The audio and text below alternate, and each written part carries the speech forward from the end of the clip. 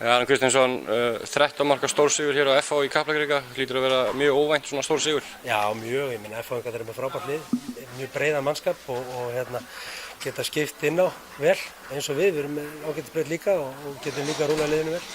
Þannig að það var það fyrirfram áætlað mjög harður leikur og erfiður leikur, hann líka byrjaði þannig og gaf enginn eftir í varnarlega.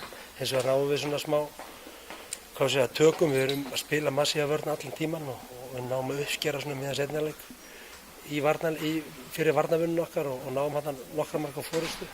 Við erum líka með fína skiptingar, Adam Haukur kemur sterkur inn og er að klæða spilið svona öðruvísi í svona leik heldur en Svenni er svona meiri skytta og svo kemur auðvitað Gísli Jón frábær inn í síðustu mínútur í fyrri hálfleik og losar svona aðeins þetta hjá okkur. Síðar hálfleik heldur þetta áfram, sterkur varnarleikur og við svona smátt við keyrum í bakjaðum, við erum grimmir að keyra bakjaðum alla leikinn og þess vegna náum við þessu góða fórskoti. Einar Ólafur auðvitað með frábær innkomu, hann á þessu herfóringi. Svona, það er alltaf óhætt að segja það að þið hafi mætt hérna til þess að spila handbolta í 60 mínútur, annað en FH gerði. Hvað var svona sem gerði vendipunktinn að þínum mati? Mér fannst þetta við erum búin að bæta okkur mikið hraðaflipur finnst mér, það er að segja seinni bylginni. Við erum að keyra grimmt í bakið, við erum að fá svona nokkuð mörk bæði í fyrstu bylginni og við erum að fá líka nokkuð mörk í seinni bylginni.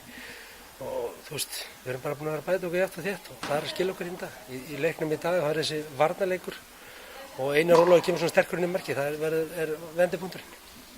Svona lítið út fyrir að þið hafi nýtt landsliðspásuna vel þráttur að þú hefur ekki verið á staðnum, þannig að þú lítur að eiga góðan aðstoðarmann, Óskar Ármannsson. Já, ég meina Óskar er mjög góður og vinnur vel með hlutina þegar ég er í burtu. Eins og þegar strákarnir líka róskilið, þeir voru mjög einbeittir, þeir voru meðvitaðir að þeir þurfa að stíga upp líka á þessum stundum og þeir unnu vel og ég fann fyrir því þegar ég kom tilbaka í byrjun vikunar að ástandið á mönnum var mjög gott.